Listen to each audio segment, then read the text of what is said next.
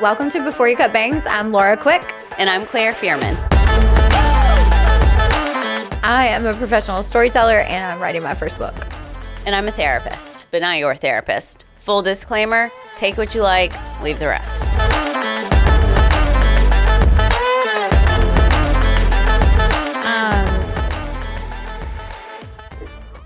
So why are we in such a damn hurry? Well, actually, before we get started, I sustained an injury, and Laura will stare at my hand during this time. They if you didn't listen to the last episode, I have a bee sting. All right. Well, you're not self-conscious about it. That's good. No. You know, people often tell me I have the patience of Job. Very relaxed. Okay, so what is the longest you've waited for something that was absolutely worth it? What? Yes. Pregnancy? Will. Gosh. I mean, my second marriage, I guess. I don't. Aww. Oh. What? That's true. so sweet. Oh, sorry. I'm not trying to. That was really kind. Danielle, are you here? Are you listening? That's so sweet. Okay, go on. Aww. I take 10 milligrams of Lexapro and I feel pretty numb to most things right now. That almost got me to cry. And that's a big feat on the Lexapro. They just don't come like they used to, you know? The tears. I would say if you've ever taken Strength Finders ranks 34 strengths that you have. And activation is one of my strengths. It's in my top 5. And what that means is if you tell me an idea and I like it and I've decided it is a good idea and I would like to make it happen, nothing is going to stop me. Of course. It is why we started this podcast. It is why I've done everything that I've ever done that all seems kind of, either dumb or like kind of ridiculous. So activation is like, it tricked me into thinking that you don't have to wait for things, because if I'm like, oh, this is what we're doing it. But the older I've gotten, the more I've realized that the most worthwhile things, the things that are more legacy type things, they do take time to get really good, even if you get an open door fast. So like sometimes a door will open. For instance, something really tragic happened in 2021 that prompted me to think I should write a book. In 2022, I decided, all right, I think I actually am going to write this book. And I did not actually get a yes to write a book until 2025. So from 2021 to 2025 was just me trying to figure out how to make this thing I thought I was supposed to do, like felt truly called to do, happen. And nothing has been more painful than waiting that long. I've never waited that long. I decided to start a magazine and I'd never had a magazine subscription before. And I started that shit in 3 months. I was like, we got an investor. I met him at the garage. We had one too many martinis and he wrote me a check. Let's go. I mean, that's how quickly those things happen. And then to wait that long for something that was like, I felt I have to do this. It was painful. I hated waiting that long. I hate waiting. I have so much to say. I know. That's why we're doing this episode. So it will be I think most people are under the same understanding. Like we are a rushed culture. Mm-hmm. If something isn't 2-day shipping, and I'm very guilty of this, I'm like, I don't think I can have that. And I like it 4 a.m. the next day. I was about to say 2-day shipping. It's pretty long. You're right. When it's like, will be delivered between 4 a.m. and 7 a.m. Yeah. And I'm like, that's my best option.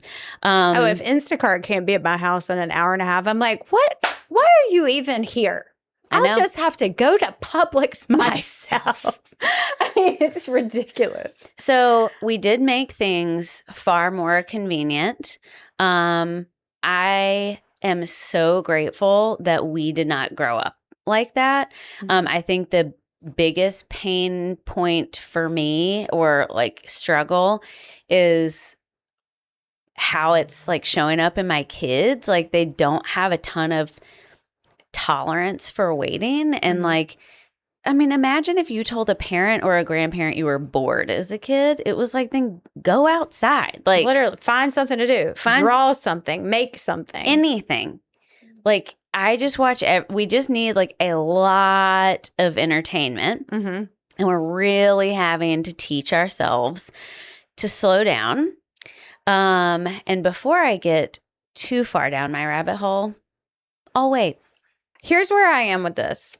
I realize in retrospect, and these are the things you only realize in retrospect, that the best things I've ever done in my life have taken a lot of time. Even like, so there's a section of that book called the Blackout Decade, which is just all about my 20s. And it's funny, but it's tragic. I mean, it's really tragic. I hate it so much. And I feel like it will be the comic relief that readers will need.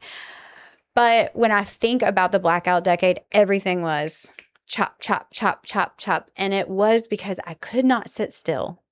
I had so much trauma that if I was quiet, if I was still, it would come for me. Yeah.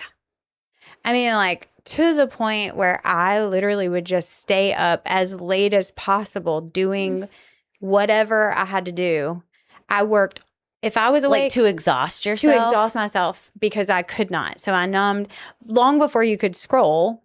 I was numbing with whether it's like TV or just doing things or looking at things or like whatever until I would just pass out. And I would work myself so hard. Like I would work 30 days straight and then I would just crash. Never rest, never quiet, never a time where there were not people at my house, where there was not noise, activity, something. If Clay was with his dad, I was going and doing something. I could not do it. And now I look back and I know I was so afraid of what was going to come for me, what would come up, because so much tried to come up in my 20s and I would be like, no, I do not think so. Yeah, so there's like this intolerance for holding still because if I'm still, I'm hanging out with me.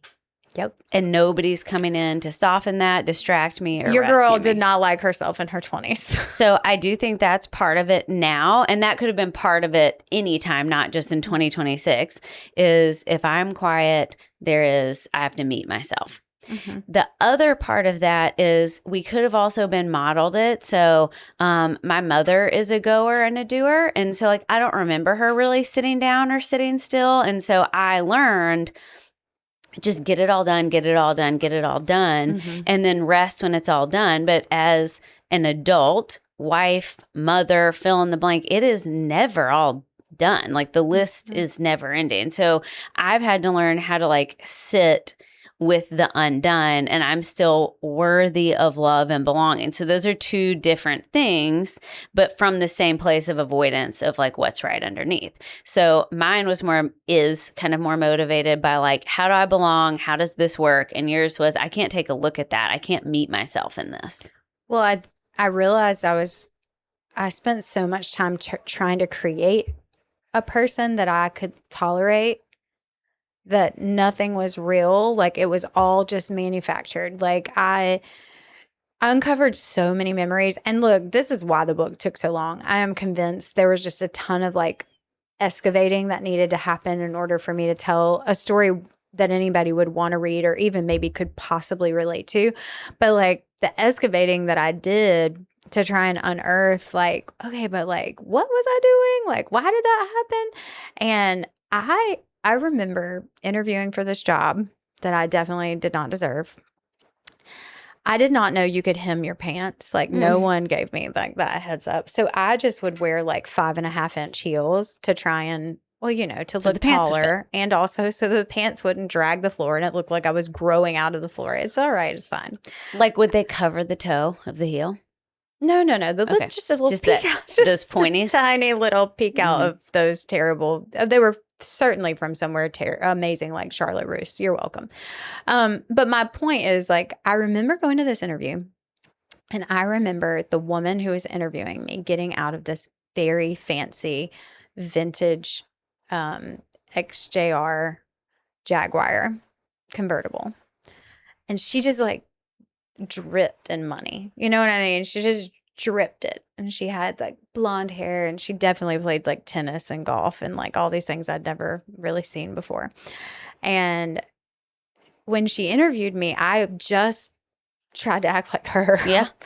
I was like, well, the only way I'm going to get this job is to try and show up like her. And she had to know, but she hired me.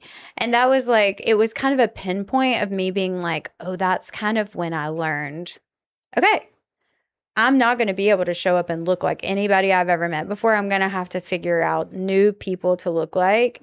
And because I was just I had that much discomfort with myself. And so I was constantly inventing a version of me that I could like enough to spend time with. Mm-hmm.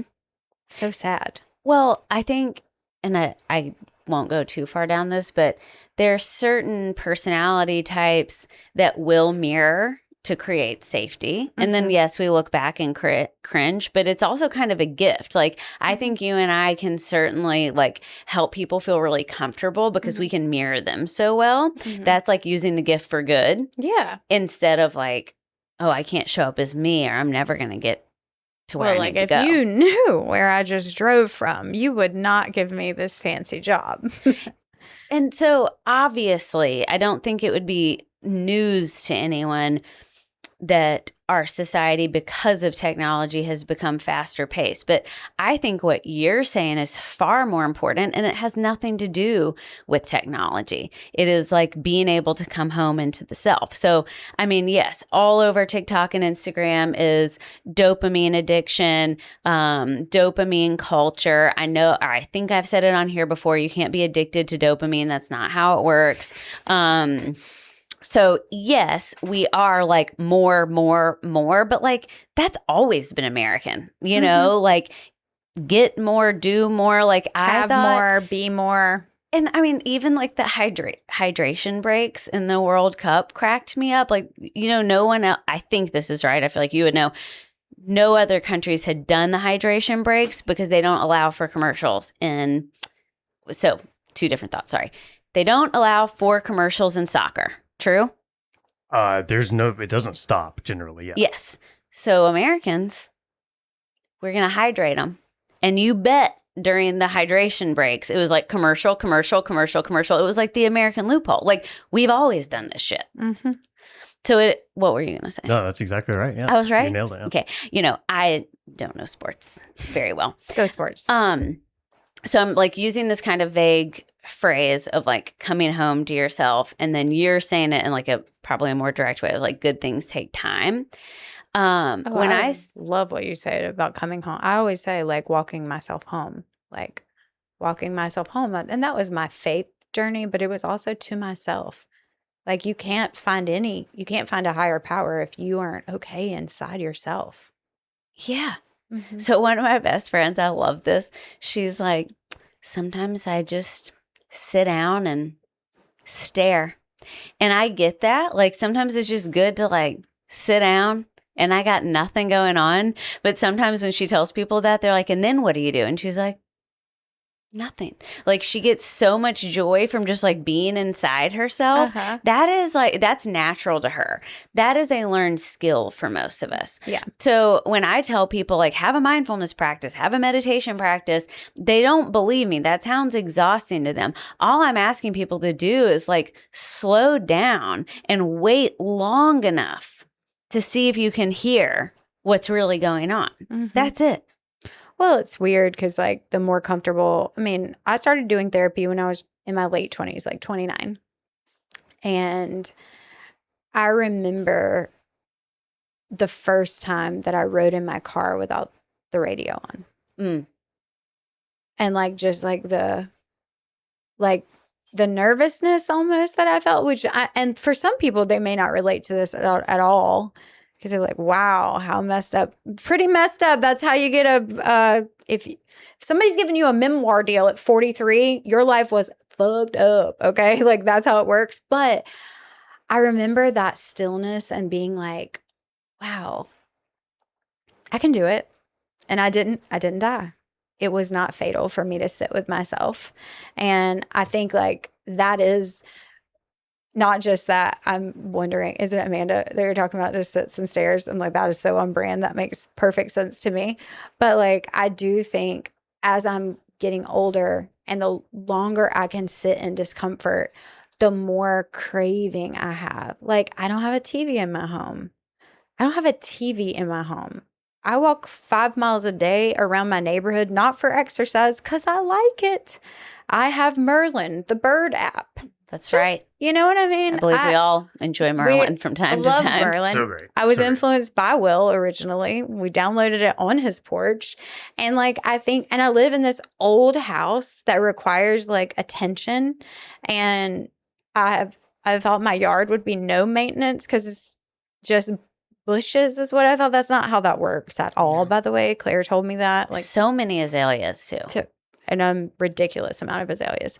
But like, I do think like, I don't know, man. If you're scared of slowing down, I would tell you it's like the greatest gift I have discovered in my like late 30s and 40s.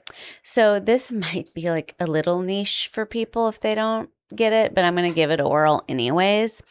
We have talked about comparison many times on this podcast. So a part of not being able to slow down is this sense of longing, comparison, and envy. Those are incredibly uncomfortable sensations that we experience. Like, those are like palpable to me. Like, if I'm envious of something, or I saw this cute family and I've been divorced, and that was like super painful for me. So then I'm like, I better buy something. It is usually buy something. Yeah. That's my go-to. I just had a liquidation, and it was it was a fucking shit show. I was like, wow. If anybody was wondering what I did for those 2 years, really trying to make it through my life, your girl bought some shit. Okay, I went hard. So I have that shirt for you, by the way. The Tigers. Yes, yes. Thank you. See, you're welcome. Pays off. It does. Mm-hmm. So, one man's trash is another man's potpourri.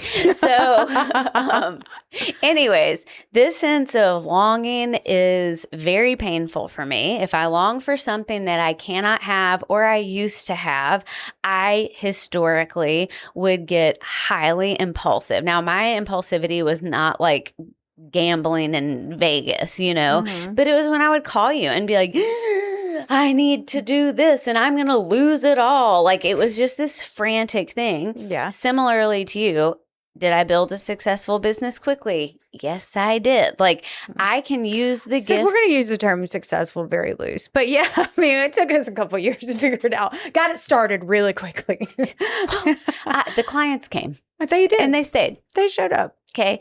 So, I have learned that from my big painful feelings, which are longing, discomfort, and envy. So those could be very different for people. Those are mine. That is when these fast and impulsive behaviors came. Yes, it did look like shopping, but I've said it here before too. Like, you'll drink about it, drug about it, sex about it, shop about it, if you don't go in and befriend that part of you and see what's really going on. God, that's so good. Everybody remember that. Also, Will, what are yours? What are your things? She said hers are envy, comparison, and what'd you say your other one was? Longing. What are my if you're sitting with if you find yourself in, can you be still and quiet with yourself? Yeah, I really can. Now, I'm not saying I don't scroll and stuff. Yeah. But I cannot, I have to decompress and have quiet. Yeah. So that's a real thing. And my family's cool with it, but they know if I am hosting an event or after the radio show or something, like in the summertime when they're home, when I get home, they know give them we're not going to talk for an hour. So yours comes from more too much input.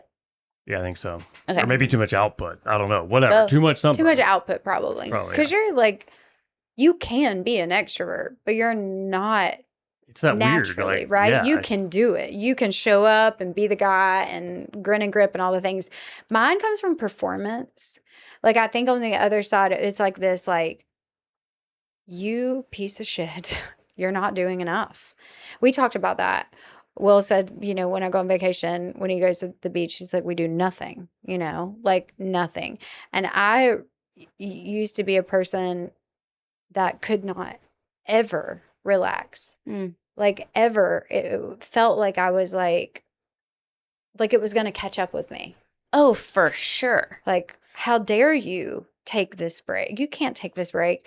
And when I finished the manuscript, which just happened a couple weeks ago, I submitted it. We had this trip plan that had already been planned. It wasn't like for that. It just happened to fall. And we went to Jackson Hole. And I literally had one thing I had to finish. And then when I got it done, I was like, okay, I'm like really unplugging.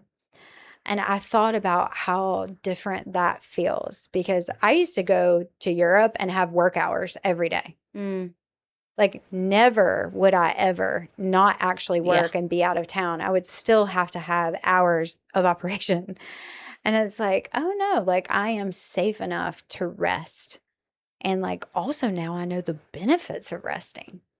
So I think what you two are saying is helpful because it's so different for listeners that function differently. So Will, it's like this ability to like keep the peace, and that's highly motivating, I think, to you, is like in the conflict avoidance is like very grounded, feeling peaceful is like important. Oh, yeah. Okay. The most important, yeah. So you have this ability to sink in, use the word like performative. So that's like higher, bigger heart, emotional Since energy. we've talked about Enneagram, your girl 3. And people listening know if they yeah. If you follow along, you know about it. Yeah. And so then when I'm kind of in this deep longing, it's please someone tell me that I'm like unique and lovable in these ways. Mm-hmm. So those are all very different motivations to get to this place where we all feel like you can breathe. You can breathe. And be home with yourself. Like, yes. Which is, I think, the ultimate form of rest is being okay with yourself in the quiet, in the calm, in the things that bring you peace, which might look totally different than what another person's peace looks like. That's exactly right. So like where my friend Amanda can just sit and like you got to glaze. Be knitting. You're going to knit. You're going to cross I have point. to do something with my hands. And so it is tactile for me. It is very, very, very experiential. That's like, but I don't allow for like music, podcasts, like no other stimuli. So it's like yesterday morning, I was in that bathrobe pulling weeds, and that felt really good because I'm still mindfully like with me, hearing the birds. It's already hot as hell at 7:30 in the morning or whatever. Yep. So that's like a full tactile experience. So don't hear this as, oh, I have to have like a fancy meditation cushion and or you have gong. to have some weird morning routine where you do these 4 things every morning. I don't think that's true. I think it's just like, how do you find rest in a world that tells you you're not allowed to? Yeah. It's just so busy.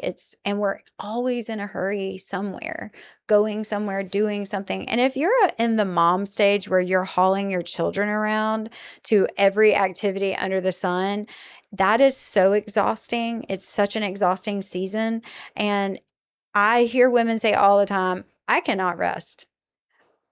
I would tell you that is not true. Phone a friend, find the time, give yourself permission. Like, don't be afraid. If you have tier 1 friends and you really are a single mom, which I was and you were, and you feel like you're stretched, you got to phone in a friend and be like, I need 30 minutes to go on a walk. Or it is the truth. I was talking to a friend the other day. She has triplets. That's a lot of kids. And a teenager. So many children. Okay. And she was like, I'm so impressed with you that you do all this solo. And I'm like, oh, hon, like, no. And I was like, first off, when my kids were little and her triplets are still little, I was like, I was unwell. And I was not like going to Pilates all the time and meditating. Like my house looked like it had been robbed all the time, but it was just us living there like little raccoons. It was a nightmare. I cried all the time. And I would sit, there was this, I still have the shark stool, at the like kid bathroom stool, little hand painted. It was so cute. And I would sit in the hallway in between the kids' bedrooms, because I tried to get them to bed at the same time. They were 3 and 5. And I would sit in the stool, and one would get out of bed, and I'd put her back in. And then the next would get out of bed, and I'd put the other one in. And like, I didn't have it in me. Like, there was no gym membership. There was no meal planning. I wasn't reading. Like, I've read almost 40 books this year. 2020 Claire would have been like, you bitch. Like, did you get put on a stimulant? There was no way I could have done that. Yes. So like there are different times in life to do different things. But I had my people that would be like, hey, we need to go to dinner tonight. Yeah. We're and getting you a babysitter. We're going to do that. Like you would have to like take me to dinner. Say, I'm going to pay for the babysitter so you can do this. Like I did beg lots of times. And times you wouldn't say, that's what, okay. Claire wouldn't say yes. that is also true. Claire would not say yes. I am telling you, if you have a friend who sees where you are, that you are in the thick of it and you need to slow down, that is truly a gift you get to give yourself, but also it will trickle down to your children. If you have that friend who sees you and says, hey, I'm paying for the babysitter and I'm taking you to dinner, and you say no, you're an asshole. I was so This is actually an intervention. You were an asshole. This is I not was therapy running session. only on fear I know. and guilt at the time, I know. and thought I had to be doing, going, and talk about exhausting myself. I would just like eventually go to bed when they did. It was so hard. But I only let you and Amanda in on that. Like I was really private about it. And after I canceled the second engagement, and Amanda came over and she's like, hey, next time you need help with chores and bathing your kids, you don't have to get engaged. Just ask me. And I was like, ah! Like it was like the most true. I felt a lot of conviction in that, Amanda. Rude.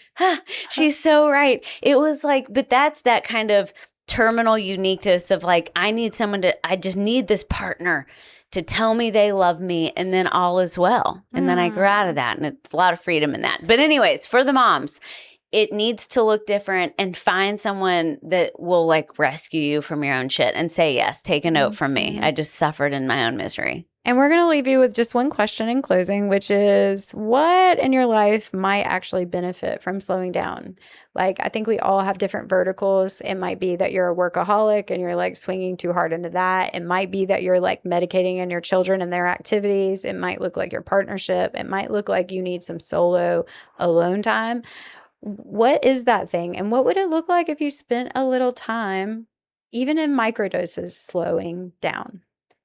And as you're thinking about that, the remedy, the antidote to urgency is joy and awe. It is, and joy and awe is like in every room you go in. So we don't have to think too hard about it. Like, where do you find joy and awe? Yes. And credit where credit's due. I think Claire had the Merlin app first, and we got it from Yeah, her. I thought it, but I didn't want to say it. Yep. Wow. Well, it was on the porch. You're correct, but It was she me. pulled it up, and she I I forget am what the so bird was. sorry. I tried to give that to Will. Well, Thank I you was for practicing something. Thank you for influencing me, because honestly, it really did give me a lot of joy in a really hard season. It really did. You're welcome. Yeah. I was practicing just being flexible, and And not needing the credit. I didn't need the Look credit. at her In for my not head, I was like, needing the- it was me. But, You're we'll like, give it to "That this guy. bitch, that's fine. Will does get a lot of credit on this show. He has influenced us in a lot of ways. Oh. Aw.